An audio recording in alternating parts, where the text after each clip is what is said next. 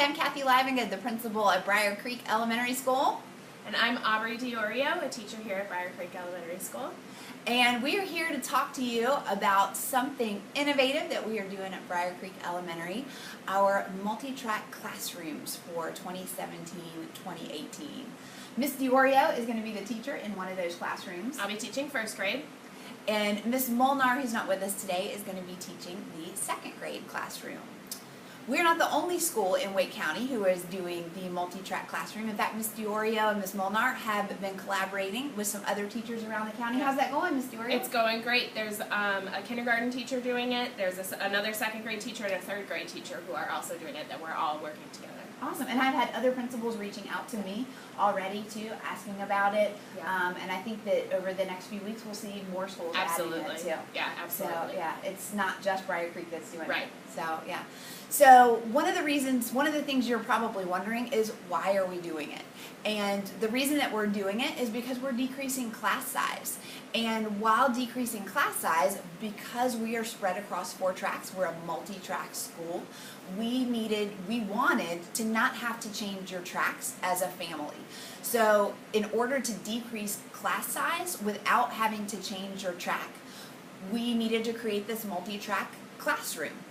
So the question was, really, do we create a multi-track classroom or do we create a multi-grade classroom? So we decided as a school that the multi-track classroom was a better option for us because having students in the same grade on different calendars was a better option than having students in different grades on the same calendar. Right. What do you think about that? For a teacher, following one curriculum is going to be much better than following multiple curriculums throughout the year. Yeah. So, as a school, we're a multi-track school. So, at the school level, this is what we do all the time. We have about every 3 weeks, we have a group of students that go out and a group of students that go in. So, from a big picture standpoint, this is what we do all year long. And our students get used to it, or our students know exactly what's going on. Yeah. On the playground, they know who's in, who's out. Track 1's out, I know who's out, I know who I'm playing with this time. Yes. What do you see on the playground when students go in and out? They always have friends within the classroom, but they also have friends in other tracks and other classrooms. And they always know when they're here or they're not here. So-and-so's tracked out, so I'm going to play with this friend today. And they talk about it all the time. So they understand how the track in, track out works. It doesn't really affect their friends. And you've been teaching kindergarten. How quickly do students pick that up? Oh, I would say within the first probably 12 weeks of school. Okay. It takes a little bit in kindergarten because they're still figuring out school, but Right. by first grade, absolutely, the first grade kids will understand what's going on. And our classrooms here at Briar Creek are going to be first graders and second graders Yes. that have all been year-round Yes. students before, so they already understand Yep. how the tracking in and Absolutely. tracking out works. Yep. So, yeah. So the multi-track classrooms will have students from all 4 tracks in it. So any given 9 weeks, the students will, at some points during the quarter, they will all be at the same place in the curriculum, and at some points during the quarter, they may be at different places during the curriculum. How is that the same or different, Ms. DiOrio, from how any other classroom works? It's the same because in any other classroom, we're constantly differentiating anyways based on students' needs and where they need to grow. And so in a multi-track classroom, you're just going to be differentiating based on pace as well as individual student needs. Okay. So you know what? I think one of the things that people have questions about, number one, is multi-track, but my child is on track 1, my child is on track 2. So one of the things that I really also want to stress with parents is that just because your child is in the multi-track classroom, your child's track is not changing. Your child will continue to follow the same track that they have always followed.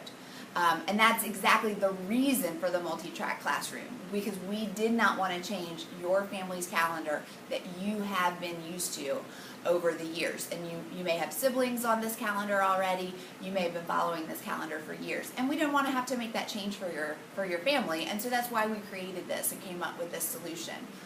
Because we thought it would work best for our families and for our students, and I'm excited about it. So, but let's talk a little bit about what the day will look like outside of the classroom, because inside the classroom, It's going to be any other first grade class. Okay. So outside of the classroom, friend groups. Friend groups will stay the same. When students go to specials, they'll go to specials with their track instead of with just our class. When we go to recess, everybody's out there anyways, so they'll be able to play with their track friends, they'll be able to play with friends in other classes, they can play with friends in our classes, and lunchtime is the whole grade level too. So they'll still get to see and talk to all their friends during those social parts of the day. Okay. So they'll push into a specials class with a tracked class. Right. So if they're track 4, they'll go to specials with track 4. If they're track 2, they'll go to specials with track 2. okay, so they'll have an opportunity to be with their track friends during what we would consider a more unstructured or social time of the day, because we certainly don't consider our academic times social times of the day, although we know that we give our kids plenty of time to collaboratively and cooperatively learn. Yes. But and then recess, the whole grade level's on Out the there. playground at the same time, and they can choose who they play with. I know that you've talked with parents about the multi-track class. What other questions might parents have? I've heard parents ask, as a teacher, how is this going to affect me? Okay. Because they know that we work 10 months out of the year, so they were wondering what that's going to look like for me. Yeah. And so I'll be an 11-month teacher now. I will follow a completely different track out schedule from the students, and when I'm out, we'll have a highly qualified teacher who is substituting this year. Right. Will come in for those times that I'm out to be my sub. And you know what? Because Miss Diorio is such an incredible and dedicated teacher. Miss Diorio is even asked if sometimes she can substitute for herself on her track out. Yes. Yeah. Yes. And Miss Diorio's teacher assistant is a 12-month teacher assistant. So Miss Diorio's teacher assistant will be here full time. Right. And I've already taken care of my first 2 track outs. And Ms. Chavez, who is a current Briar Creek first grade teacher, is going to be my sub for those first 2 track outs. And I'm sure Ms. Molnar will be on top of making sure that all of hers are also highly qualified teachers. Yeah, absolutely, absolutely. And your track outs are for 1 week at a time. Yes. Right. Yes. Awesome. Yeah. So any other questions that common questions you've heard from parents? Parents are also concerned about how the classroom's going to look. And based on what I've been planning with Ms. Molnar and some of the other teachers in the county who are doing this, we've really talked about small group instruction. Yes. And a lot of our instruction will be based with small groups of students, and they'll kind of rotate through centers and stations and things like that.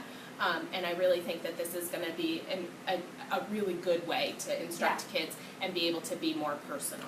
You know what? We see that in all of our classrooms. Yes. A lot of small group instruction because we know that that's quality instruction and that's best practices. Yes, it's true. Yeah. So, it's time.